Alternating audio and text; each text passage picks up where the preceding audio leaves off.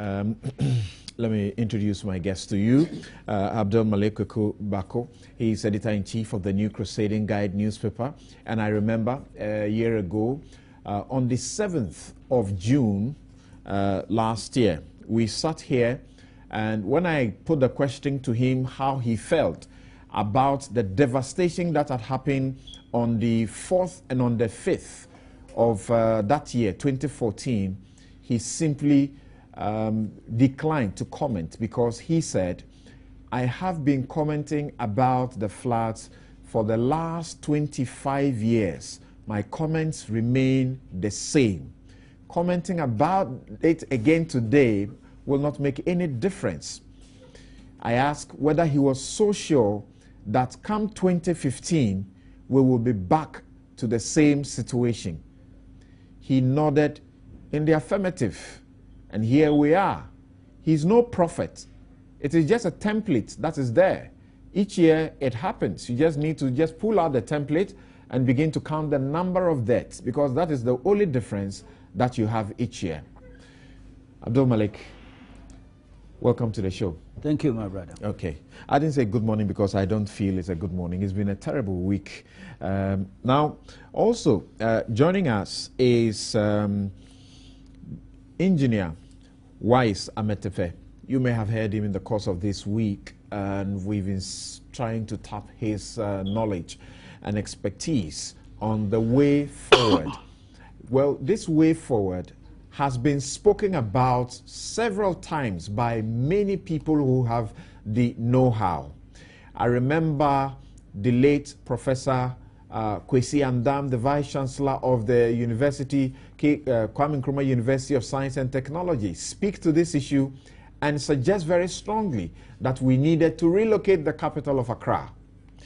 I remember Professor Sonsori, a renowned geographer and planning expert at the University of Ghana, speak about this over and again, and they have written loads about it.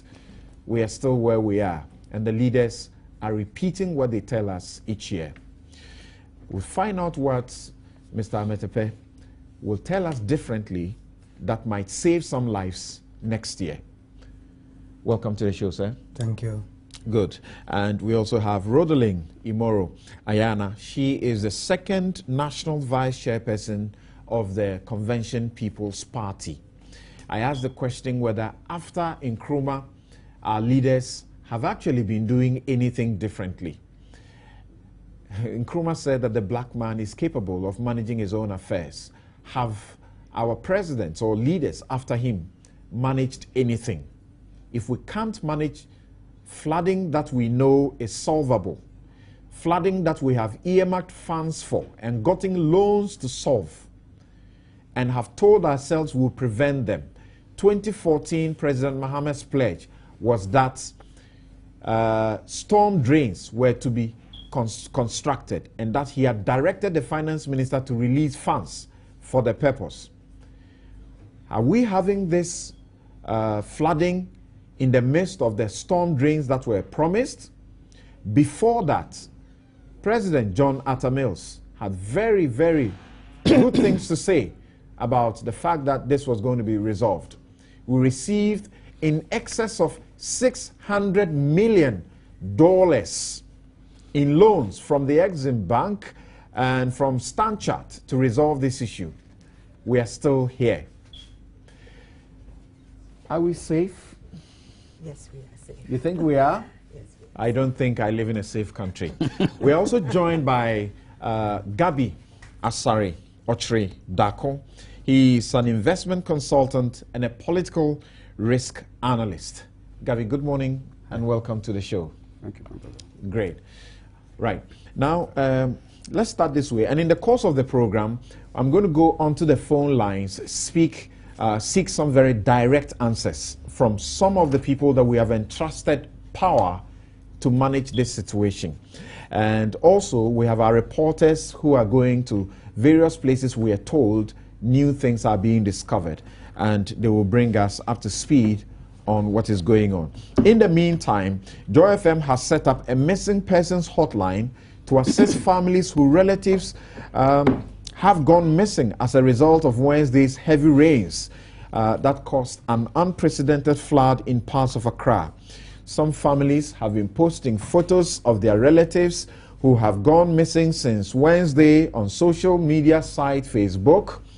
Anyone who is yet to find their family member can contact Joy FM's front desk 0302 216 540 0302 216 540, or you can send a WhatsApp to 0244 340 437 0244 340 437. Also, details of missing persons can be sent to the Joy FM Facebook page, and that is facebook.com/joy997fm, and also at joy997fm hashtag missing persons on Twitter. The information sent will be used to contact authorities who will then help identify where the missing person might be located. Families can also contact the generic 112 emergency number for assistance. Thank you very much. Now, I'd like to start with Kweku, and Kweku, I have a different twist to the discussion this time round. So let's hope that you don't post your decline again. I'm wondering what exactly works in this country. If for over decades we know of the problem and know that it is solvable, gone for money over the period, and yet we are unable to resolve it, what do you think will change come 2016? Because this time round, the scale is different. Well, I can only hope that the impact of this particular crisis would shake us into some more proactive, mood. I can only hope. It will take a lot of radical leadership as well as a higher level of citizen responsibility. It's two things together. The systems in place, the institutions that we've put in place to deal with such things ought to be completely overhauled in order for us to have the appropriate response in dealing with these issues. I'm not an expert, so I will not pretend to have the requisite technical competence to give solutions. Thank God you brought somebody here who I think can help fill the vacuum when people like us make our layman views known. But the layman views that you have expressed over 2 decades on this issue, if they were implemented, I can assure you that we will not be here. Well, so they are important. Well, let's admit that for a while, but within a context.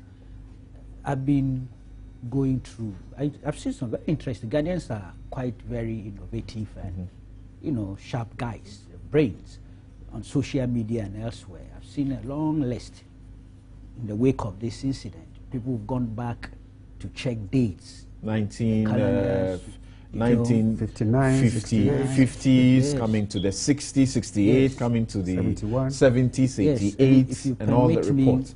Go ahead. I will do one or two things. Go ahead. Let's hope it's the final time we're doing this. Yes, I hope so. This is Daily Graphic, Thursday, June 4th, 1959. June 4th. Okay. It says, the heaviest rainfall since 1938. Yesterday flooded hundreds of houses and offices throughout Accra, disrupted all transport, delayed workers, and caused damage to goods and personal belongings estimated at thousands of pounds. I'll jump.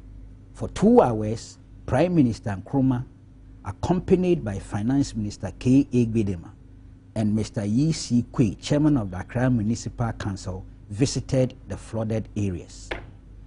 At this emergency meeting yesterday, the Accra Municipal Council decided to set up a relief fund for the flood victims. The chairman, Mr. Yi Kwe, announced that £500,000 earmarked in the second development plan will be released immediately for the dredging of the Kole Lagoon. A lot of familiar tunes here. Then you go back to 1963, December 3rd, Daily Graphic. A story by W.E. Lovelace Johnson. It says, Kole Lagoon, 241 families get £55,000. The government has paid out a total of £55,000 as compensation to 241 families who have been asked to quit their homes at Fadama, a suburb of Accra, to allow for work on the Kole Lagoon project to be carried out. This was disclosed to me, that is the reporter, yesterday by Alfred R. Otu, Chief Development Officer of the Accra Tema Development Corporation. The people, he said, had been given up to December 15 to move to a new site, 4 times the size of Fadama, at Abeka, a village near Tesano, on the Accra in Samum Road.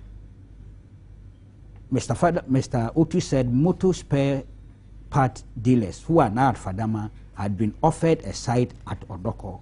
We may as well ask ourselves what is today happening progress at of that project. Fadama itself. Okay. After the relocation, Okay. ask yourself what is happening there now. Okay. Thank you. Then I come back, fast forward to 1994. And I found this quite interesting. That will tell you that we talk. Like Samjona once said, we are a nation of talkatives. We are not doers.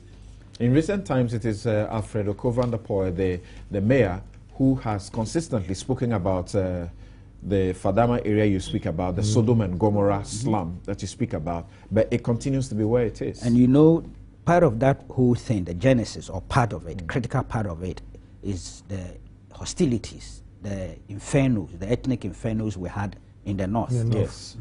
People were brought down and settled there. Yes, the Nanumba, Konkumba. Yes. So we tried to resolve that matter somewhere in 1963, paid compensations and all the rest. Over a long period, we allowed it to regrow, to come back to its original format. Right. And when there were hostilities up north, we brought them here and settled them. And it grew and grew and grew, posing a bigger problem. So Kole Lagoon project, all those things are virtually things we've been paying lip service to. My last point before I make a judgment of a sort. This is 1994, the Hansard, 20th July 1994. Statement by Mr. Ismail Bawa, NDC parliamentary candidate for Ablekuma Central. He asked that he should be allowed to make a statement. I'll read the first paragraph and then the solutions he provided.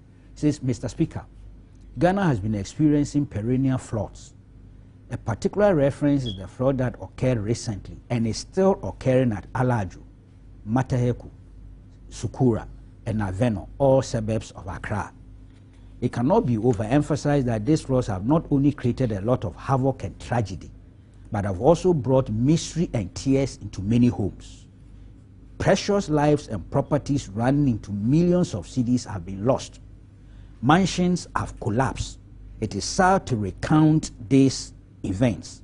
It is against this background that I make this statement for us to identify the causes and find solutions to the problem.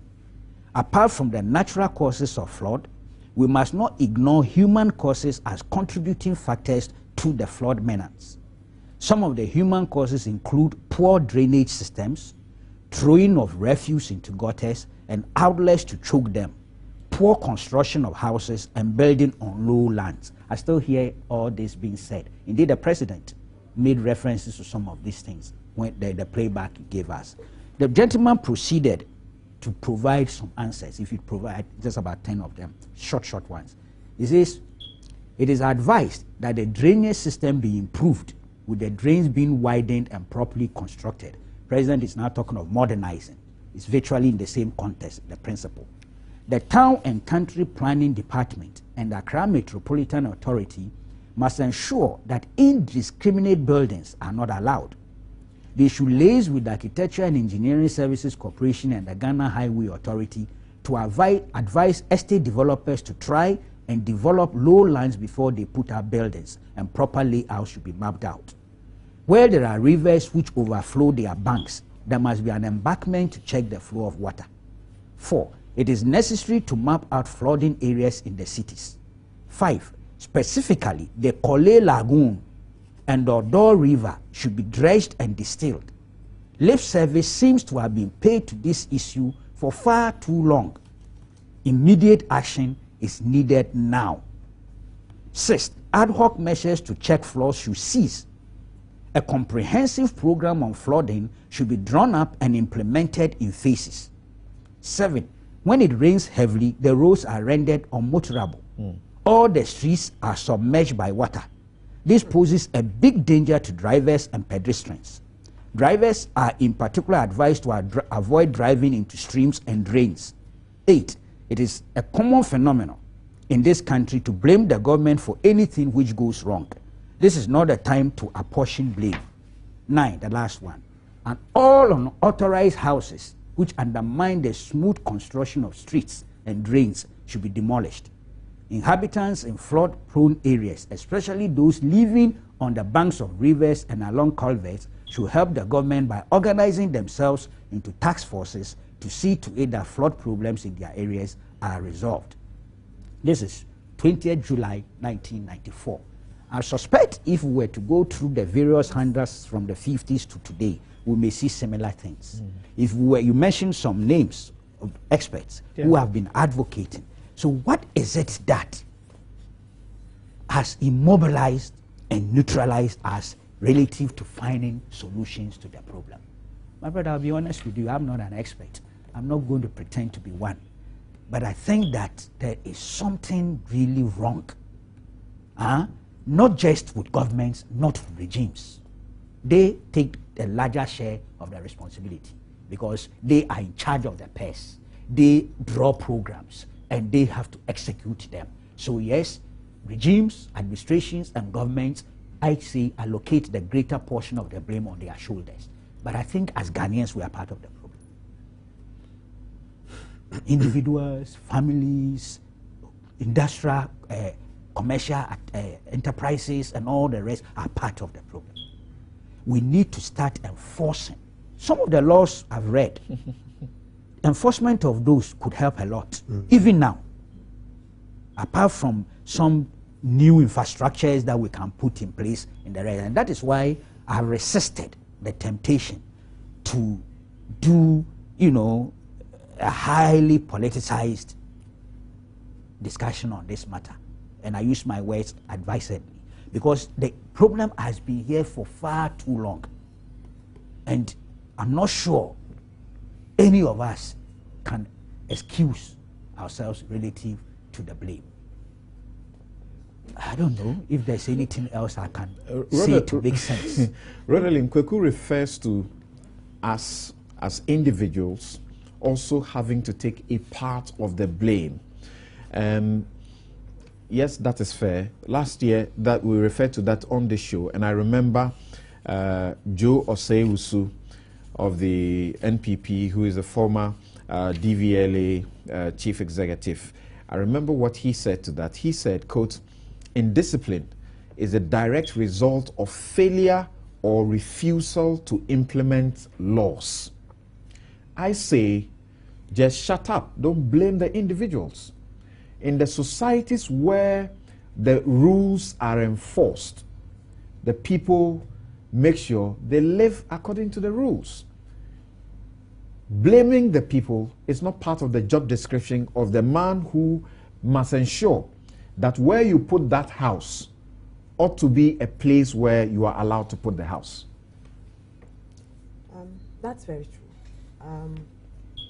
I am just devastated. And having listened to Kweku, I realized that this has been going on. It's not a very recent phenomenon. To say that we can't blame the individual, I don't think I agree on that side. You see, when we look at the situation now, most of it is debris. It's garbage. And it's the individual who puts the garbage in the gutters. Even when we have bins in our homes, some people decide that they don't want them because somehow they feel that it's either too expensive to pay for the collection, or sometimes where the receptacle is too far away from where they live. And some of us, you know, decent-looking human beings, put the garbage in our cars, drive and find just anywhere and drop them. If you look clearly at what government upon government has come to do, it's just that they don't have the political will sometimes to do the right things. And that is enforcing the law, like you were saying. If we can enforce the law, because after all, the law is there to regulate our actions and inactions, and also to take us on when we go wrong. So that if we have to pull down houses, so be it, let's pull it down. If we have to do drains, and if they have to be covered, let's cover them.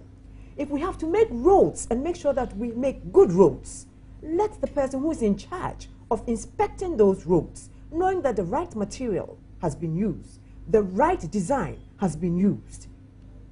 If we see that these ones have been implemented, then we know that we have a solid road to move on. But here's a situation where in this country, roads are built, and the first rainfall, we find that it's gone bad. And no one is there to check. Who is there to enforce those laws? Those common things that are supposed to at least guide us, that this is the way to build a road, or this is where we should build our homes.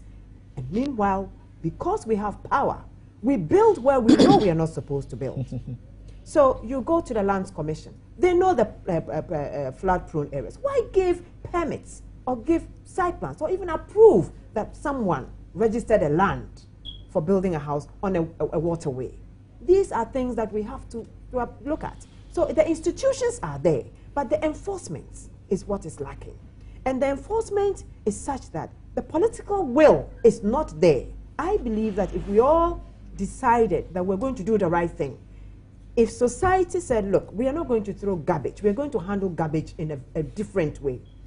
If the public servants that are responsible for seeing to it that we abide by the laws, I'm talking about the Metro Chief Executives, the MMDAs and all that, if they actually let people abide by the laws, we won't have some of these problems. This, for me, is very important, and we're lacking in those things. So what do you expect to be done? Again, on the part of the individual, there is a philosophy behind picking leaders from among ourselves. They're supposed to give us the right. They're supposed to enforce certain things, to whip all of us in line. There's a philosophy for the establishment of the institutions, like the EPA and like the assemblies that you refer to. You refer to laws, for example, in our public health law, which we passed in early 2012. The law says if you litter, or if we find litter in front of your house, you will be held responsible for it. You will be liable to pay as much as 3,000 Ghana cedis in a fine. If you are unable to pay, you could go to jail for 3 years. Question is, are we enforcing that? If we enforce that, will we get some results? In our Local Government Act, it is very clear that the district planning officers, district planning authority, have the power to ensure that if you have sited your house in a waterway or in a place without permit, they have the power to remove it. So what else should we do? We should ask ourselves, those that we have put in charge of these things you're talking about, are they aware? It might surprise you that there are some MMDs who do not know the law. It's the truth, it's a fact. I have had encounters with a few, and I've asked, I said, you have a right to do this. And then it's like, I have to see my lawyer, I have to see the assembly lawyer to find out. It's because some of them do not know. You see, you can't assume that because you have given power to somebody, the person knows the law. A lot of them do not know the laws. They just know that we have to go and collect market tolls, see to it that we drive people away from the streets. We have to. basically what they are doing. We have to let them understand that these are the laws. These are the things that govern this country. And therefore, you must enforce the laws. And then also, let's not forget about political expediency. Everybody there is sitting there by virtue of somebody at the MMDAs, okay? And therefore, when you hear that you're going to have to pull down a big person's house, they are reluctant to do so. Recently, I heard about somewhere around the trade fair area there, where they were supposed to be pulling down houses. And then it came out that a certain somebody had a house there. The next thing that came out was that that side of it was not part of the houses that they were supposed to pull down. You understand what I'm saying? Then, of recent past, we get a hotel, a whole hotel that had been finished, pulled down. This very moment, as we're talking, there's development going there. What has changed? You understand? Are you referring to the hotel? Opposite the airport. Okay. Dar es Salaam's hotel. Okay. That one. But there's a structure coming up now. So what has changed? So do we skew the law to suit some people or not? We've read about a river that was being reclaimed somewhere in Ashanti. I know that stream, you know, for somebody to build a house. The person has built the house. Did anybody pull it down? No, because maybe it's a big man somewhere. So sometimes the laws are there, they also might know, but then because of the political undertones, they can't do anything. So unless our leaders are really willing, really willing, I mean, when the president says that, you know, they have to do what they have to do, I hope that he really walks the talk. You understand? You have to empower the people. The president is concerned that when they have to do what they have to do, then people begin to complain on the media. There is a whole lot of campaign against doing things without a human face and all of that. The campaign about the human face is just a little bit. The campaign is about the votes that you're going to lose. In this country, it's all about votes. It's all about going out there and telling people that, oh, if they come in class, we won't vote, and then everybody sits back. We've seen it in this country. That is the whole problem. When you look at Sodom and Gomorrah, I keep asking myself, after looking at Sodom and Gomorrah, or Fadama, or Old Fadama as it's known, if you look at that place, and then you ask yourself, what happened a few days ago? Who would actually go and put a pedestrian mall sited by a bigger drain, a market, by another drain? You are virtually asking for more trouble. But we've done that. And these are city authorities doing that. So who else do you expect to work out these issues? Help us understand, Engineer Metefe. Rhodelin has a view that, for all you know, even the people that we entrust with, this job, some may not even know the laws to talk about enforcing these laws. But we also know that some really know the laws, but they get compromised because, they need to ensure that in Ghana, like they say, we all get to be, magicians, because our pays don't take us home, and we have to find a way of getting some money in our pockets. I'm just reading just a portion of this law, the Local Government Act 1993, Act 465, Section 52. It talks about enforcement in respect of unauthorized development. And I say, if you're a leader and you have been given this power to use, and you come back complaining to me that because we were complaining, you didn't exercise the power that was given to you, you don't deserve to be in that office. You ought to be sacked.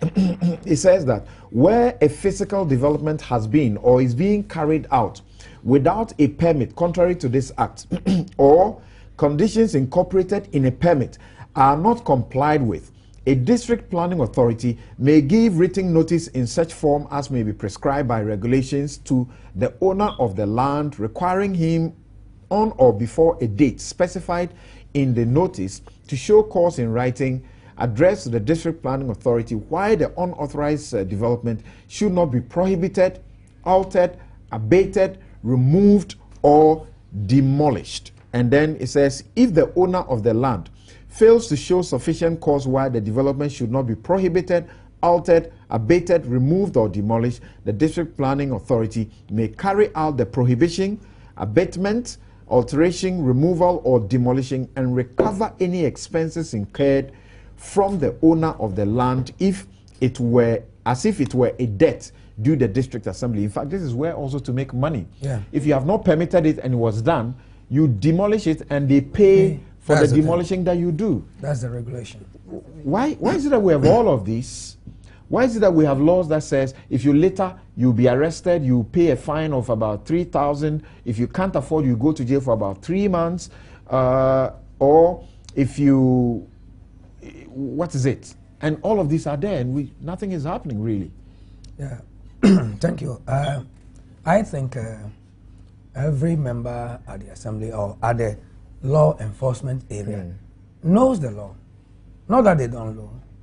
They know it, but they find it, should I say, they try to compromise in most of the ways. They are supposed to remove a structure if the structure is not supposed to be there. But they bluntly don't do anything about it. So not that, as Madam said, they don't know. They know. But it's the application, the enforcement, which they lack. They get to the place, somebody is developing, and they write on the structure, remove. And they go behind secretly to tell the person, oh, this is just for information. You can go ahead. People do that. And these officers, their superiors are unaware of the... Sometimes the superiors are not aware. The superiors are not aware. Sometimes the superiors may be aware, but as Madam rightly said, these structures belong to people who are very influential in the society, so it's very difficult to touch. She talked about the airport area where a hotel was. If the man who is supposed to discipline that other man who is under him does not do that, I say you sack that man. Yes, I agree. People must be sacked for not taking action. And sometimes it's difficult for them, as she rightly said, if you sack me, I'm going to influence my people not to vote, and so on and so forth. It is like that. So most people are afraid to take decision. They find it very difficult to take a decision. But that shouldn't be the situation. We must all love our nation by taking decisions. Other countries take decisions. Even look at the countries just around us, Togo, Cote d'Ivoire. If you go there, there's little sanity, more than we have here. But then, here there is nothing. Everybody is independent. Those who are to implement enforce the laws are not doing the right thing. Now, she talked about a structure that was removed at the in the airport area. Yes, some structures may be removed as a result of inadequate provision for the improvement of drainage structures. Now, you see structures coming up in that area. These areas, as far as I know, these people have been made to put in the necessary measures to develop the drainage infrastructure before these structures are put on. So, it is a fact somebody might be developing a waterlogged area, but that area can be accepted for development. But certain engineering measures must be put in place that the structure you are putting does not impede the running of water, or you give the right reservation along the drain or the waterway. We have certain reservations.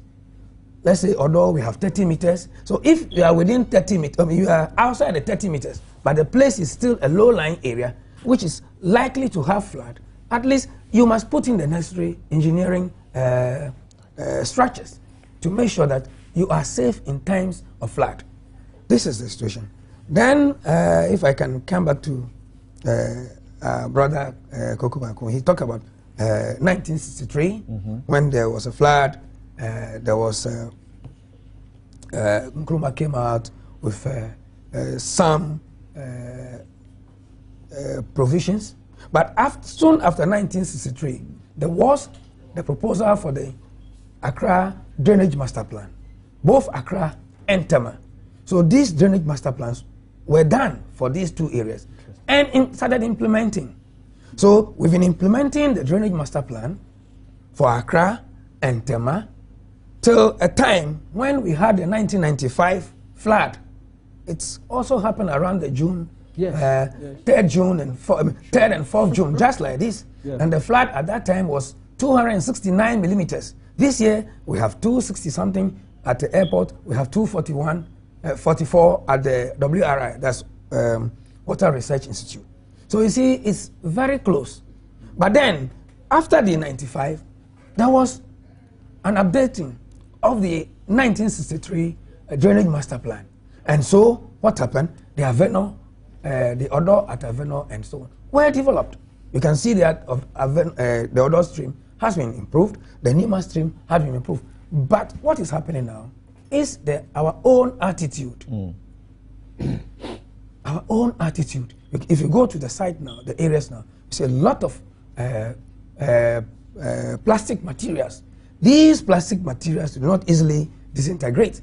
They get to where we have piers, where we have bridges, and there are piers. The piers hold up the debris and create local dam. So the water jumps over there, over the structures that are developed.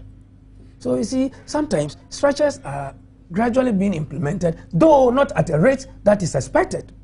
We haven't, government or the agencies have not gone in to meet the Accra is expanding, yes, the population the city is growing. expanding, and there are certain measures, maybe as we talk along, when we come to steps to be taken, we'll be talking about it. These things must be put in place. And the human factor is the greater offender of this. The Ghana Institution of Engineers, which you belong to, is there a role that you play directly to influence these attitudes? And these attitudes we have been blaming since independence. You see, the Ghana Institution of Engineers is an association of engineers.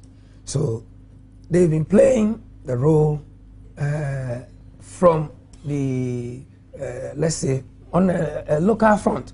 But there is another body, which is called the Engineering Council of Ghana, which has just been recently inaugurated. It's not even 3 months. It is this body which is authorized, which has the backing to be able to go and hold individuals, like engineers. If you're an engineer, you haven't designed the structure well, they will hold you responsible. If you're a contractor, you haven't done the construction well, they will hold you responsible. If you're a firm, you haven't done the design well, they will hold you responsible. This very important aspect of government, which is the Engineering Council, has just been born. So we see what will be going on from time to time. But the Ghana Institution of Engineers itself hasn't got the teeth to bite.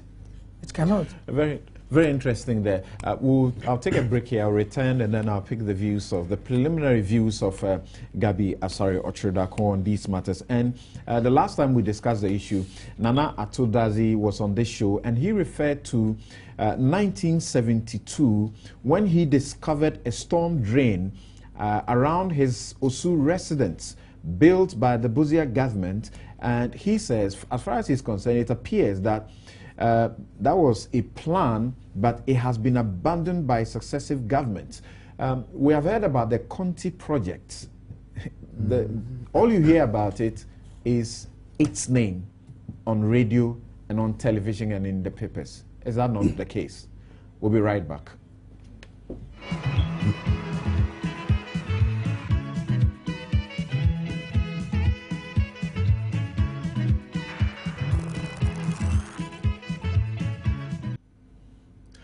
You're welcome back. This is Newsfile. Thank you very much for your time. Now, Gabi, can we zero in on the specific situation here and begin to examine it a lot more closely?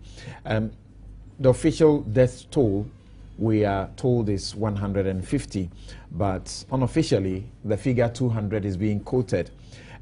We are also waking up to reports that suggest that the fire may have been caused by negligence on the part of the operators of the filling station there, or service station. Well, it's a bit too early, but clearly there are signals. I mean, I was listening to you. I was listening to news the items, reports, yeah, and you could see that the fire was running to the source. Right. You know, in terms of where the leakage began, the fire was. No, That's a very doubtful thing. I think the fire service, they've jumped the gun.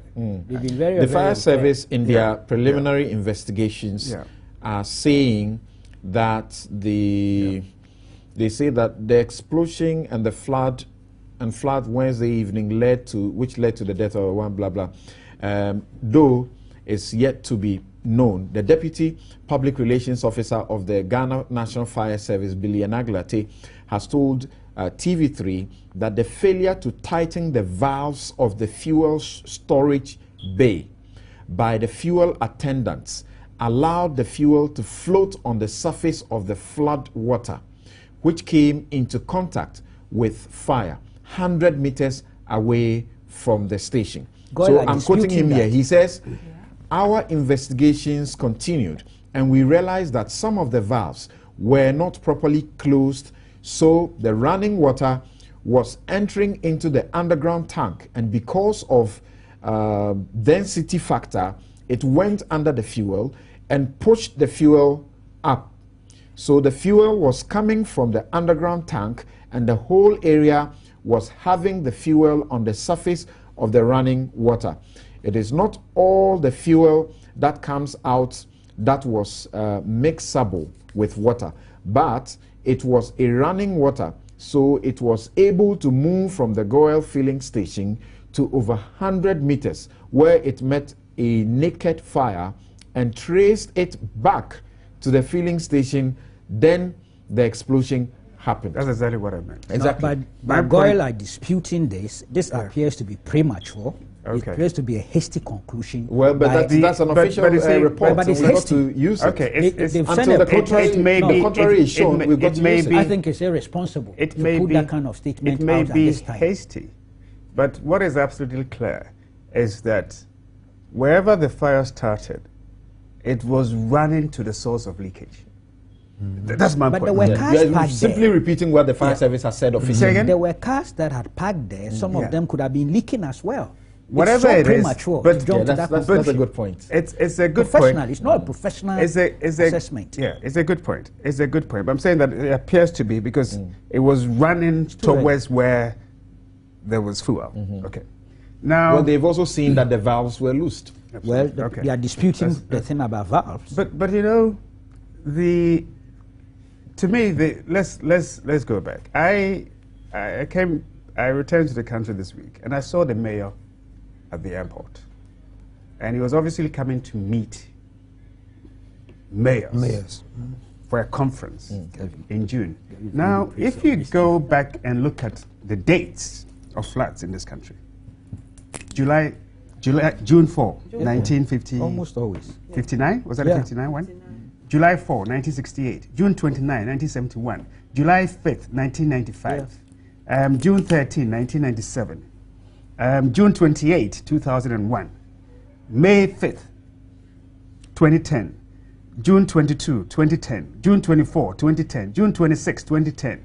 You know, when you look at all the dates, okay, it is absolutely clear that this is the time that a city such as Accra, with impervious surface, impermeable to water, in terms of roofs, tarmac, concrete, this is the time that you must be on a watch out for floods, not a time to celebrate yourself as the best mayor of Africa and call your friends to come and have a conference on that. So, to me, I heard people talk about attitudes.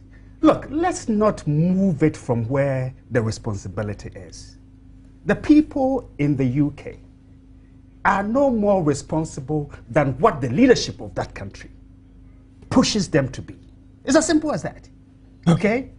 I was in the UK in the early 80s when Margaret Thatcher was forced to bring dustbins everywhere because she didn't like the fact that people were throwing stuff around. So it is a matter of failed leadership. And let's be clear. And you know, we tend to say that it happens all the time. It happens all the time because nobody takes responsibility, nobody is dealt with, and then we move on. What happened in 2010? This is what President Mills did. He put together a committee, Commodore Steve Obimpe committee. There was a task force, and Commander Steve Obimpe, 11-member task force. And let me just give a little about the report. And I quote Commodore Obimpe. He said, I quote, "The report identified some of the major causes of the floods and made a number of recommendations for short, medium, and long-term solutions. Okay? So then we have to ask, what were the short to medium term? Because this was 2010. Okay? So from 2010 to 2015, short and medium fall into that period. So what were the short and medium terms? And what did those responsible, those tasked to take measures, NADMO, the city authorities, and the rest of them, what did they do to implement the short and medium terms, that solutions that were offered by this report? When you go back to this report also, and it's quite interesting. From this report, then we took a facility to Parliament, okay? And that facility was passed. You mentioned it. This is the Conti facility of some 700 and whatever million for the Western Railway, but most of it, almost 600 for 599, almost 600. That's it. The very areas that have been flooded or suffered the floods the most were identified as those areas to benefit. Osuklote, Teshi, Labadi. These were all supposed to benefit from that. Yes, when the report was received, this is what Henry Mate Newman, Chief of Staff, said at the time: government viewed the perennial flood seriously and would look for the resources to implement the recommendations of the task force, which are far-reaching and address the root causes. So this is government's response to the task force. And then, of course, we took this loan facility to Parliament, and they were supposed to pre-finance it. For some reason, the pre-financing didn't come. This is a Conti project in conjunction with Zoom Lion and a company called WaterTech, which has been in the business for a while. Now, what happened? Go back to January 2013, when there was another flood. And what was the president's? No, this is what happened in 2013. President John Mahama cut the sword on Wednesday for work to begin on a project that is expected to provide lasting solutions to Accra's perennial flooding and waste management challenges. So this was when? January 2013. We are in what? June 2015. When the president cut the sword, what happened afterwards? 2.5 years after, what has happened? Well, this show has been trying to get very specific persons to give us some progress report on some of these developments, because for all you know, maybe some work is ongoing and has been going. 6 months after the president cut the sword, June 6, 2014, a report in Graphic the following day. This is the president. The president, John Dramani Mahama, has directed, after cutting the sword, 6 months after, the Ministry of Finance to release funds for the commencement of the Accra Drainage and Sewage Project. Okay, so what was the purpose in cutting the sword? And so this was also what? A year ago, exactly a year ago. So what happened to that direction from the president? Did the finance minister act on it? Or was he in a position financially to act on it? And after acting on it, what has happened in terms of implementing? And if he didn't act on it, what must have happened to him? Because the orders of the president are supposed to be obeyed. Precisely. Precisely. You know, so let's not, this idea about our attitudes. In my house, I pay for a private company provided, given the license by the city authority. That comes for our refuse. Refuse are packed in my house because they are not coming. You know, so what attitude are you talking about? I think it's it's part of the problem. But let me, nobody has said it's the whole problem. I think you should have a certain proportion. Look, we miss it when we say attitude, because look, attitude. No, it's part of it. No, I'm coming. The greater blame is on administration. I am coming. But attitude you can't exclude is that. shaped by leadership. Let me explain to you.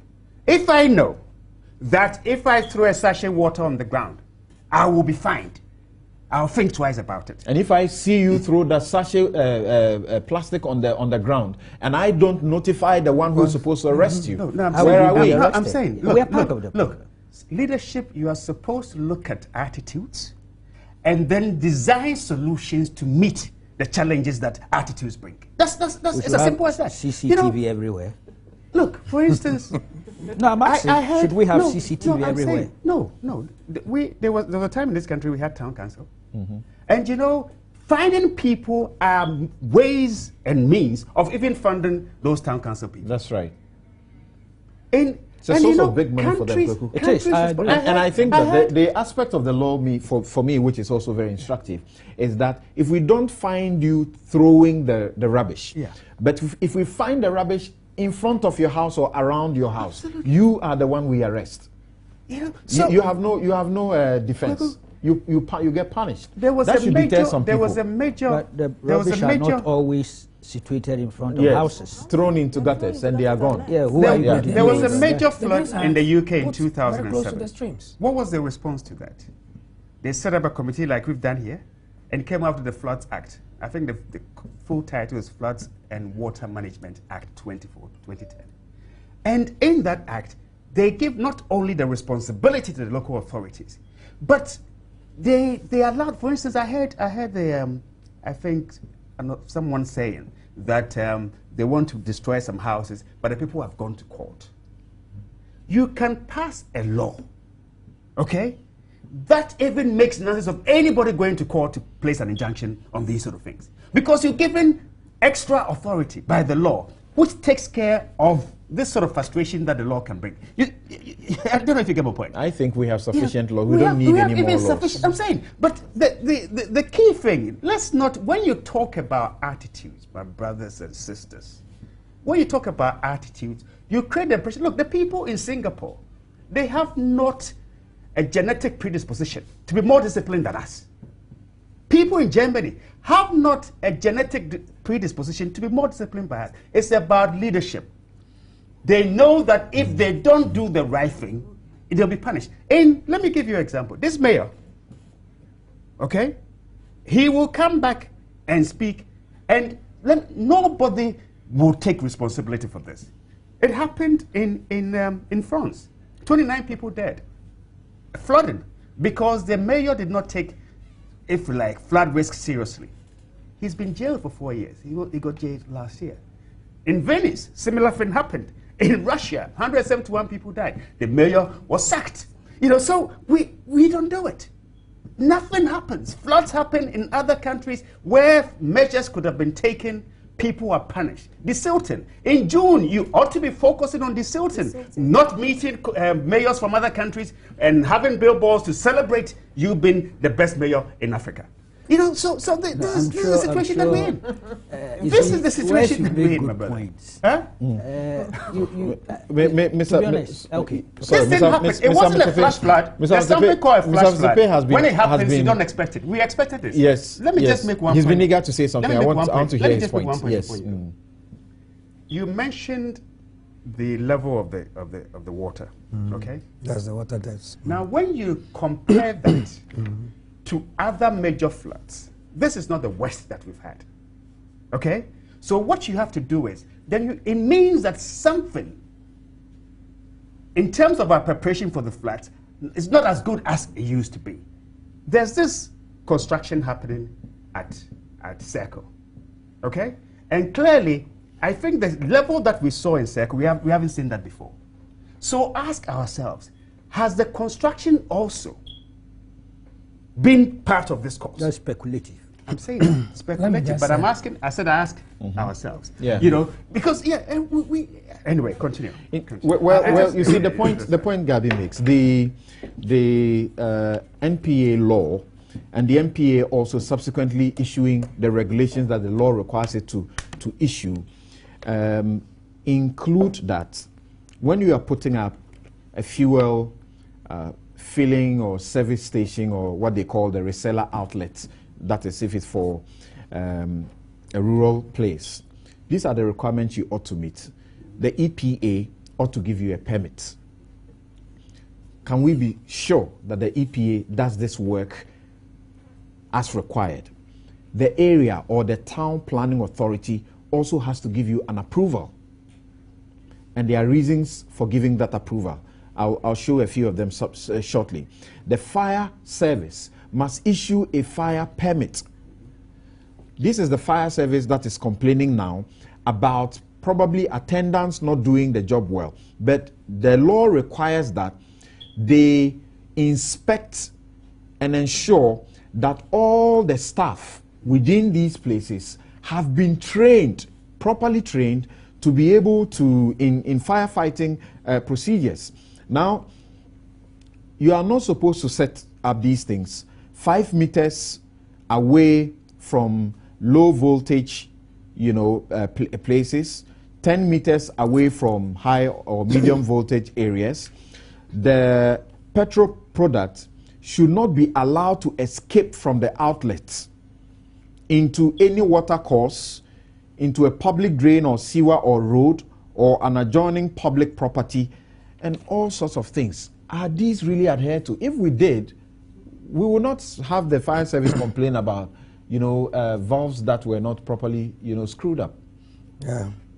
Thank you. I think with regards to filling stations being approved by EPA, there is a trend even going on now. If you travel through the western region to parts of Ashanti region, most of the filling stations are now having hotels. Most of them. They're having hotels. One of the most booming businesses, yes, filling it's stations. Everywhere. Very, very booming in the western and parts of Ashanti region in the Dunkwa, Awaso area. So this must be stopped anyway. Otherwise, we're going to have more issues of this. But let me come back to the 2012 report that you said. When you say they have hotels and all of these things, these outlets, they are tanks that they build. By the law, they are supposed to be buried 1.5 meters away from buildings. Yes. You see, so when we have them and we have hotels right there, I don't get it. Yeah, it's bad, very bad situation. And, well, somebody closing the valve through carelessness might not even close the valve. You might forget to close the valve. That is it. But let me get back to the 2012. The 2012 report that was submitted by Commander Steve Obi. In fact, I was part strongly of that. The first part, you mean you were a member of that committee set up by President Mills? Yeah, I did or work on the recommendations for the drain. Okay. Under NADMO. All right. But you see, the immediate measures were carried out. That is, cleaning the drains, deepening and widening all channels in Accra were done. But the secondary issues, the long-term issues, medium, were not carried out. That is what the Conti project was to come and... what do you know is the reason the medium long-term projects were not medium long-term projects actually take a long time. It needs planning, designing and so on to be done. You mean we need 2 years after we have received the money for it? No, I'm not talking of that. But without design, you can go to Parliament to issue to get parliamentary approval for a loan. That's not what I'm saying. I'm saying medium long-term projects need planning, designing, and all that costs. But they've gone to Parliament. Yes, to collect a loan for it. I'm not talking of that. I'm saying that is what the Conti project is supposed to come to fill. That's the room it's supposed to come. So we were all happy when the Conti project was announced. You see, we thought it was going to fill up the long-term and the medium-term proposals that were carried out in that. And my question is that obviously the planning would have been done. Yeah. We had secured money in excess of $600 million. And the president obviously would not in 2014 order the finance minister to release funds when he wasn't sure that there was funds for a particular project. No, that one I agree. There is a little setback over there. Some president giving instruction for work to be done. A little setback that has cost lives. Call it a little setback. President giving instruction for work to commence. He even went to inaugurate the card sought for the work to be done. Right. But that has not been done. I'm not commenting on that now because I didn't know or I cannot tell what has gone into the nitty-gritty for that loan. Those who have the capacity to speak directly to those issues are presently unavailable to speak. So it's okay. You move on. Yeah. Now, where he's trying to rule out human attitude, I'm coming. If you look at what happened at Circle when it rained the other day, we have two major components. One, the silting up of the Odo, The Odo should have been cleaned before the rain. So that aggravated the situation of the floods. 2, we had, when the flood came, it swept most of the cars that were human component. People parked a lot of cars along the Nima stream. The flood swept all these cars, most of these cars, into the drain. And then we were brought to block, you know, from Christian Methodists, old Christian Methodists. There is an underground tunnel all the way to the Odo. That section was blocked. So the bulk of the water that came to Circle came from Nima through the old Christian Methodists and flooded, combined with Odo. That is what aggravated the situation. The bulk of the water from Nima was no longer going underground. It was coming... Was this predictable? That the cars being parked there could have caused that is human. I'm talking of human. The cars were parked there in the course of the rains. Not that they have been always there. No, Nima, they always park the cars along. Nima. Yes, okay. Nima. So if the cars are parked there and they were predictable, what did the authorities do about it? That's the human element. Just hold on. Let me share with you some of the messages that are coming in. This is Newsfile. This is your most authoritative news analysis program. It's brought to you by MTN everywhere you go. Sasso Spray. Kumuntuntum Preko. Sasso is fresh and powerful. Bank of Africa, strong as a group and close as a partner. Star Assurance, that is your solid partner. Lipton Tea, that is your #1 brand, tea brand in the whole world. And of course, Yum Vita, and that's the best way to grow. It's the delicious way to grow. Now, we are aware the Catholics Bishops Conference, the Christian Council have all issued statements. They are sympathizing with the situation and urging everybody to help those who are in trouble, and all of them issuing caution to all else and calling for action. The Ghana Bar Association has also just this morning issued a statement, and it's talking about the implementation of laws, the need for the implementation of existing laws to avoid the recurrence. That's what the Ghana Bar Association is asking for bold steps to remove all illegal structures. The government should be bold enough to ensure that those authorities that have been given power to remove those illegally sited structures do it. If those in charge don't do it, let's sack them. Let's penalize them, and some people will begin to act correctly. Now, from Morgan in Tesano, he says, it was indeed a Black Wednesday. My condolences to the bereaved families of last Wednesday's disaster victims. The perennial ritual must be tackled head-on instead of the usual rhetorics. God save Mother Ghana. This one says, all filling stations should be made to raise the opening where the tanker overloads the fuel to about even 6 feet or more, and water will not find its way into the underground tank. Gershon Selom Davo says politicians must wake up and take the citizenry more serious. Politics must be a golden opportunity for one to contribute to the development of the ordinary individual, not a game to impoverish and rob the masses of their meager resources. Selom in Elimina says, I quite remember last year by this time Kweku Bako refused to comment on the issue of floods in Accra because the promise by the stakeholders never materialized. Lo and behold, it has happened again, and even worse. Nana Yao Obing in Kumasi says, I think our leaders after Nkrumah have simply not done anything to solve this issue. I think it's an indictment on our leaders successive over the period, really. Last year, President Mahama promised to build drainage system. Please, where is it? Such development could have prevented the occurrence of this catastrophe. But it was just empty words from the president, backed by no goodwill and commitment. Jerry Amponsa Sabato sent that one in from New York. Apart from cleaning the major Odo River and making sure there is no obstruction in the way of water flow, There is also the need for at least one floodgate where the Korle Lagoon enters the sea. This is due to the fact that the Korle Delta, which takes care of floodwaters, doesn't exist anymore due to developments in the area. A floodgate at this point will serve the function of the non-existent delta and control flooding, especially at high tides. Frederick Esiedu Yeboah in Croydon, London, sent in that one.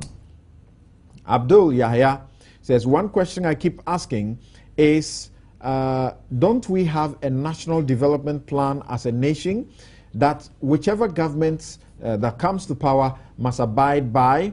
Yes, we should have. And the directive principles of state policy in the Constitution, the supreme law of this country, obliges the successive governments to continue with projects that have been started by the others. But you know the story, don't you?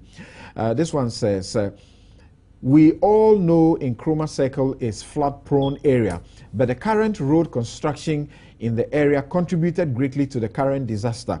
For example, before the construction, there were big open drains right in front of the New Plant Station and VIP Station. These drains and others in the area have been covered. Before they were covered up, underground drains were constructed to replace them.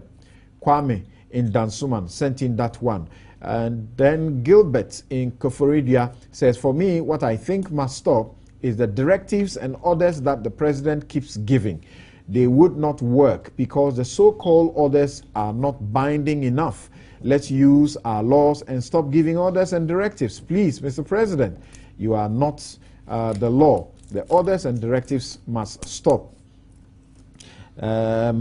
This one from Kojo in Adenta, he says, I agree with the Honorable Joe Osei-Wusu 102%. You can't blame the citizenry. A basic knowledge in governance and law is that if people were to do good things, there will be no need for government. And then, Andy, you say, can the government tell us what the Infrastructure Investment Fund has done so far since the inauguration? What assessment have they brought? Okay, that is an incomplete sentence and is a bit truncated. Sorry about that. This one also from Parker in Winneba says, I think the 30-meter space reservation for developments at the Odor Bank is too small. 30-meter or 100 feet is the length of a plot of land. That I strongly believe is not adequate. Engineer, this is coming to, because you refer to that one.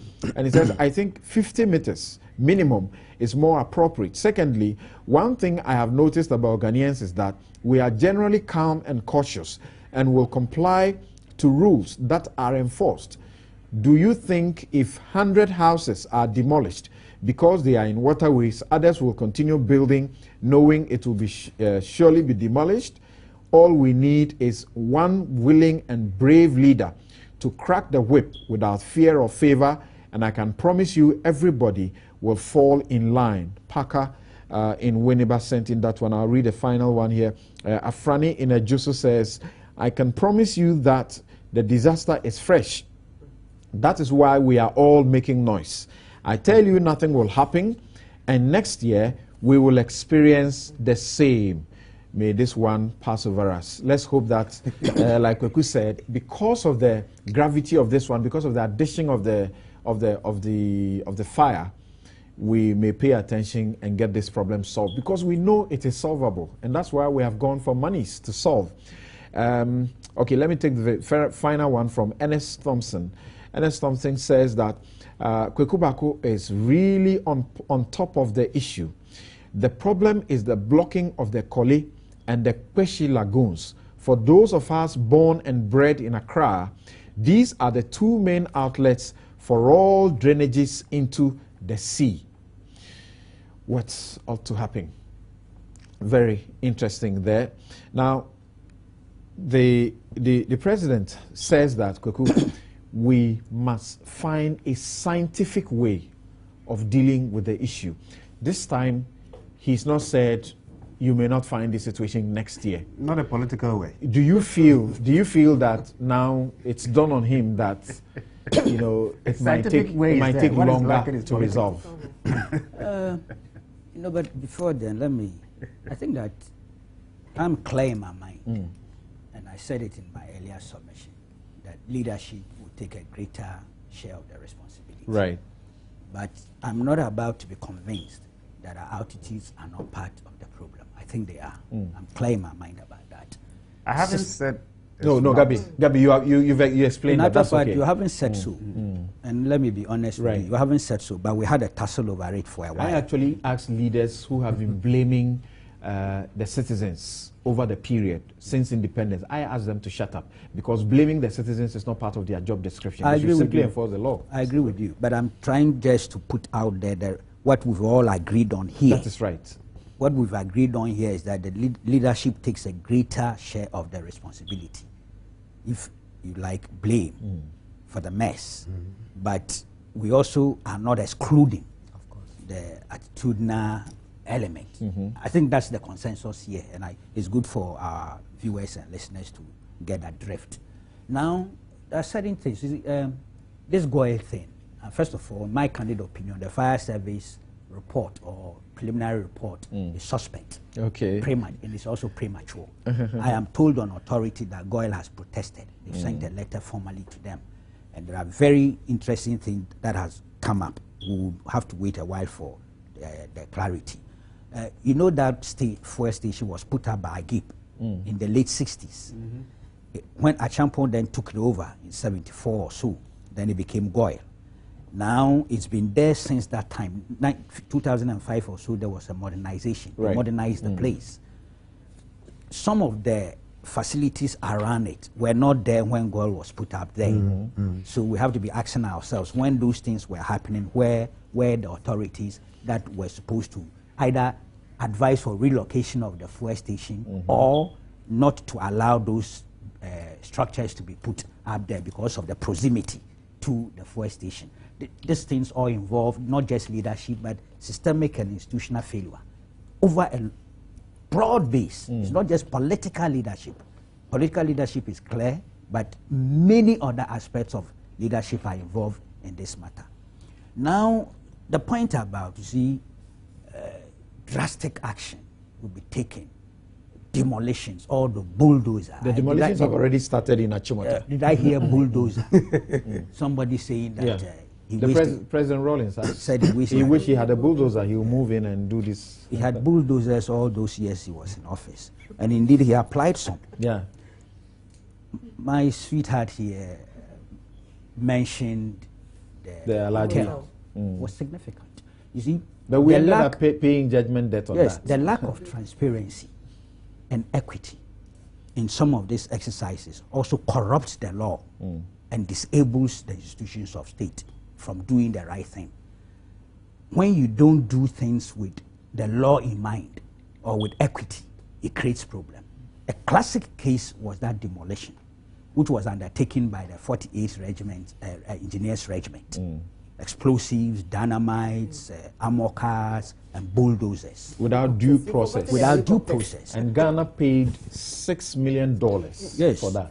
The defense minister appeared in Parliament 3rd June 1999 to tell the whole Parliament House that, look, we were asked by the AMA chief executive to undertake that exercise, and that it came to the general headquarters of the armed forces.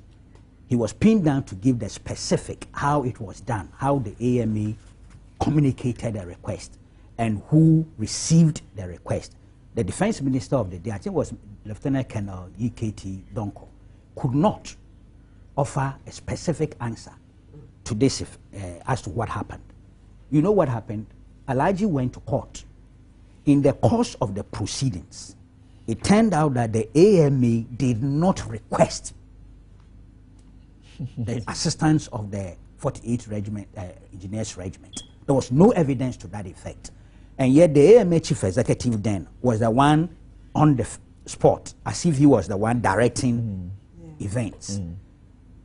In the court process, the AMA then wrote to government that, look here, we realized that we were not involved. This is 2000, from 2001 to 2006. So the Ministry of Defense should rather be held responsible. They should be joined in the suit. You see, when you undertake such actions and it is not in accordance with law and it lacks equity and is discriminatory, you don't talk about bulldozers. So do I get you say that even though the demolitions may have started again, it should not be just a knee-jerk reaction that it's not followed by due process? Precisely. There's a man who is the owner of the original 6 washing bay in Ga West. his place was pulled down. His name is Yao. He employs about 50 workers who have lost their jobs, and he's saying that he had a permit for a long time and he did everything right. So pulling that down, he's going to see his lawyers. That's why I said we should take our time. This is not the time for outflow of emotions. It's sober reflection. We want to enforce the laws as the law demands of you. It's important. You see, it's very easy at this time because of the emotions, because of the pain and agony, for people to hide under the cover of law and go out there to do bulldozering demolitions. Bulldozering demolitions. That would come back to eat up the state in terms of its resources. That's the caution I am putting out there, because we've seen it before. You know. Otherwise, let's ask a few questions. This Conti thing, I have to be very honest with you that I'm not fully sufficiently informed.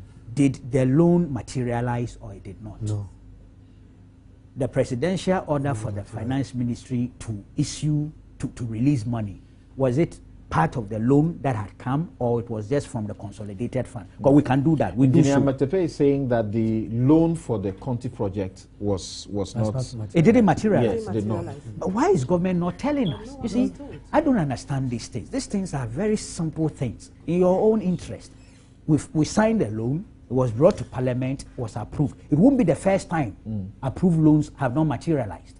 We have hundreds of examples on our books if you go and check parliamentary records. So if the loan did not come, give the information. Tell us why it didn't come. So the order for a release of funds, maybe it was right from, you expected it to come from the consolidated funds. Let us know.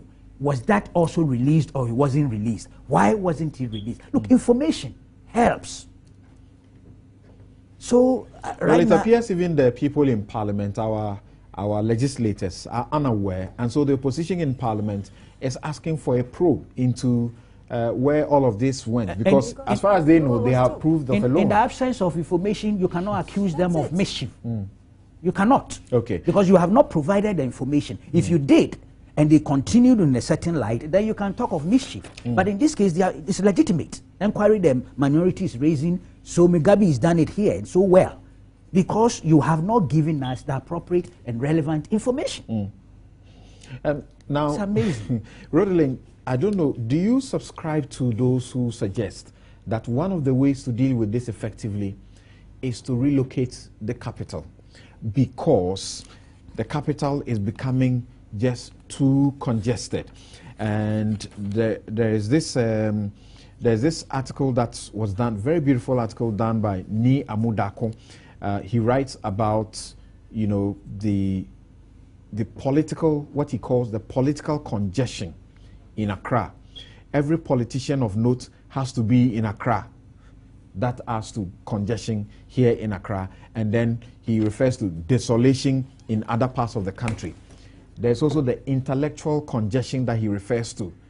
Yes, if we get the opportunity to get out of the country to go get education, when we come back, we stay here. And many people will come to Accra for education and they will stay back.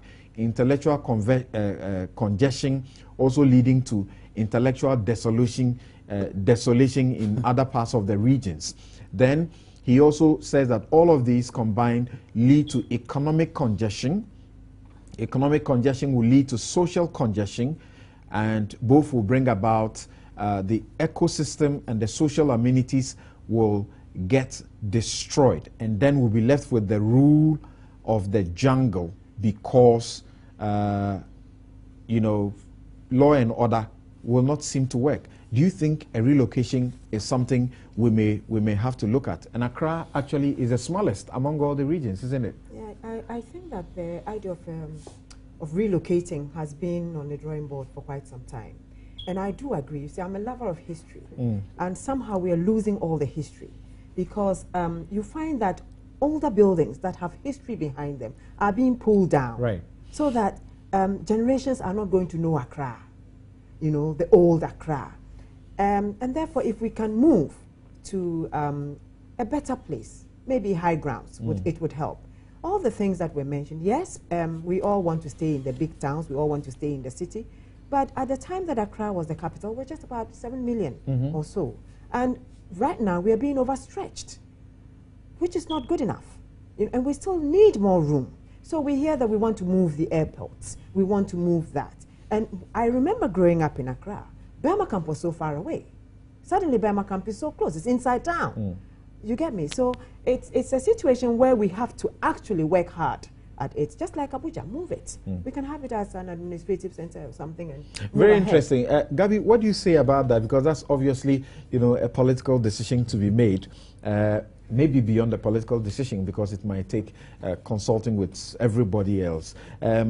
The Ghana Living Standard Survey 2013 indicates that 66.4% of all internal migrants end up in Accra. This is the problem you are dealing with. Accra is the smallest region with less than 1.5% of Ghana's landmass. That's why it ends up having the highest number of cholera cases. Everything else. Everything else. I think it's a debate worth having. But I think you don't even have to take such a drastic measure. I mean, there are certain administrative measures that can be taken. For instance, do we need to have Ministry of Agriculture in Accra? Do we need to have the Supreme Court in Accra? You know, do we need to have Ministry of Lands? And, you know, so you can begin, if you like, decentralizing the centers of administration. And that itself can help to, as it were, move people to other areas. Because, of course, if you're going to have certain, forgive me, class of people in certain parts of the country, you need to have you're forced to have certain infrastructure done and the rest of it. So I think those things can be done without necessarily getting into, because moving the city means you must have serious investment. And in this era of rampant corruption, I wouldn't trust government to be given enough money to undertake such huge infrastructure projects. You know, so but you can begin doing certain things. You know, so I think really we can begin decentralizing the centers of administration. And I think that can, but it's a major political Nigeria decision. Relocated the capital. Yeah. Lagos is still congested. It is still congested because it's still the commercial city. But what happens is, I mean, Abuja was nothing. Now go and find out the price of property there. You know, so I think. But at least they have the opportunity to plan Abuja from scratch. That's right. Absolutely. So we have lost the plans for planning Accra, isn't it? I'm not against. I'm not saying that I am fundamentally against that. But it's a major political decision that I will welcome the debate. You know, but I'm saying that there are certain things that you can begin to do, whether you have the capital in Accra or somewhere else. We can begin decentralizing the centers of administration. Okay. That to me can be done without necessarily going into the radical. Madam, I know you were looking at me quite unhappily. Yeah, because I thought that with our local governance system, we had decentralized quite not well. sufficiently. Not sufficiently. But that at least If you is a still start. have to come to Accra for That your is a passport. start. Not sufficiently. And you know, if you begin to make the country smaller in terms of, look, I'm from Chebi, okay? If I could drive from Accra to Chebi in 40 minutes, that is like someone maybe living in some part of Atlanta or Mississippi or Jackson, where they drive about 40 minutes to get to the city center.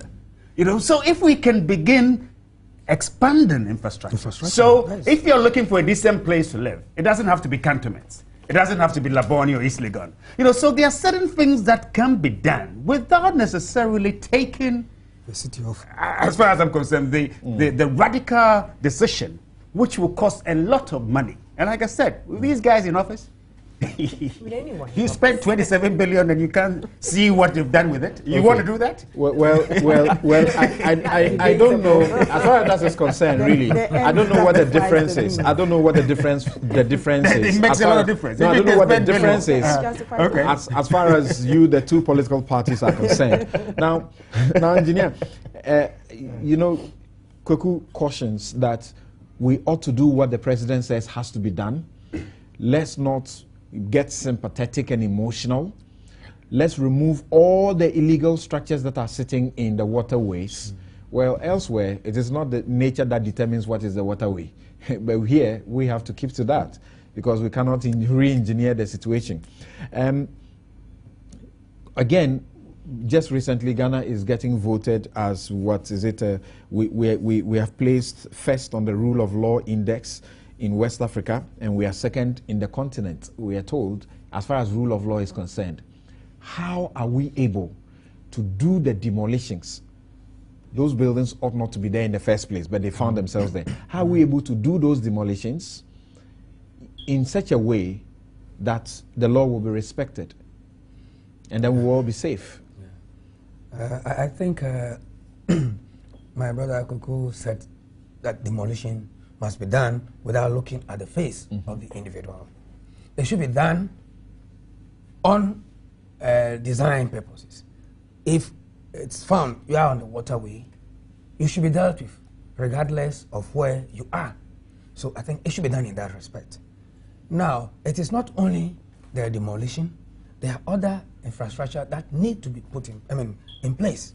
For instance, if when you get to the Korle Lagoon right now, the CLEP project had something we call the diversion weir. That diversion weir is right now in the Korle Lagoon with the gates closed. Since the construction of the Korle Lagoon, the CLEP project, the gates are still closed. It means there is no direct flow to the sea. We've more or less created a barrier for the flow to come from here, from upstream to the sea. So that is gradually accelerating the rate of siltation in the Odo. We used to have siltation in the Odo upstream, that's a cycle area, but it is not as rapid as it is now because that structure, a lot of people have forgotten about that gate. I visited the place yesterday, the gates are still closed. It means we have created a barrier. That gate is supposed to be open during floods. So why is it not? No, I'm coming there. You see, when the CLEP project was developed, it has a system which is we open the gate in times of flood, and during low flow or dry weather period, then there is a screen that leaves the water deep into the sea through a tunnel that has been constructed. But unfortunately, the system has broken down, and they couldn't replace the screen. And the gate is still in position. How long has this been going on? Oh, well, since the project, I think the gate is in position now about 3 years. It's closed. So nobody, we've all forgotten about it. It needs to be... No, I can forget it, but you shouldn't forget it. Those in office are not supposed to forget it. No, I'm coming. So now that gate is to be open, but it is completely buried in silt because it is blocking the flow. So you need to dredge the whole upstream of the gate to be able to free the gate and remove the gate so that flood waters can easily pass on. And the silt that is turned within the water, the flood, can also be passed on. Right now, it is only holding it up and is giving a shock to the flow. So it means every silt that is coming up is being held and gradually is building up. So that who is also, responsible for I'm coming. this? That's what we are interested in. Your explanation. Let give me the way to... Yeah, what I'm telling you. We've heard a lot of explanations. I'm coming. Who is responsible for it? Okay. Is it the finance minister who is not releasing money? Okay, Thank you, gentlemen. Thank you, gentlemen. Let's also not forget that there's been a call for blood donation. As we speak, most of the people, the victims, almost all of them, just a few of them are out of hospital. Most of them are in intensive care at the Benz unit, at the military hospital, 37 at the police hospital, and at Kolebu. And there's a call for all of us to try, if we can, to donate blood, because some of them are in critical need of blood. Let's do that. Let's support one another in the best way we can. And there's also a caution that is coming in from the Information Ministry that you need to keep an eye on speculators who may pretend to be victims of fire and flood coming to collect relief items, you know. So that's where the concern is. Yeah, there's a bit of concern about that. Okay. So we ought to watch out for that also. You know how people will cash in every situation. Have you seen this picture? Which one is that? Of bodies being thrown at the bucket of a pickup truck. I don't want to take my mind No, there. let me tell you. We're supposed to have body bags. I mean, what? It's so... Yeah. I mean, where's the human dignity? I agree. We're supposed to have body bags at NADMO. You don't. And then you don't want to look at that picture. No, I'm just saying. But you see it once and you. But you why swear should not to we look do at it this? again. Why should we do It's this? a critical point, guys. Yeah. Why should we do this? We just pile them up like sardines, yes. thrown them into Can the you imagine? into the bucket of the truck, It's terrible. and then we drove them. And we're supposed to have body mortuary. bags at NADMO? What are they doing? Are they... It's a good point. Very Well, serious point. Yeah. Well, Gabi, on the night of the flooding, Crazy. some of the police who stepped out to assist went there without any protective clothing. I They saw were being put a by the fire rain. service man wearing New York They were actually department. sent out there to Was there also a be fire some of service them. man wearing a New York department? Okay, well, that's the lighter side. That is not a big That's You why saw a friend of mine says Bruni Wawu in the fire service department. was that He's somebody who's been going out there, trading with them, Okay. working with them. Are you sure? Yeah, It wasn't part of procurement. No, at all. Okay. So, okay. Well, the comments that are coming in, there are those of you who also think that Alfred Van der Poel should resign. This call is not the first time to be made. And some of you are giving me examples of where Beijing, But you haven't asked us. the mayor and the deputy had to resign after a deadly flood. Well, this one is a And I think predictable, about 30 people avoidable died, flood. yeah. Now, thank you very much for all the messages In that you Beijing, brought in. 37 people died. Okay, and they'd resigned, both of Absolutely. them. Okay, well, Bank of Africa, they are strong as a group and close as a partner, proud sponsors of Newsfile. MTN, welcome to the new world. Sasso Spray, fresh and powerful. Star Assurance, creating smiles since 1985, celebrating 30 years of solid partnership. Lipton Tea, that's the #1 tea brand. Yum Vita, delicious way to grow. And the victims in this situation, I think that all petrol or fuels filling stations by law are required to have insurance, comprehensive, that is supposed to go for their staff and go for all other persons who come into that premises. I think they should also explore that to see what they can get for themselves. We'll be right back. In this case,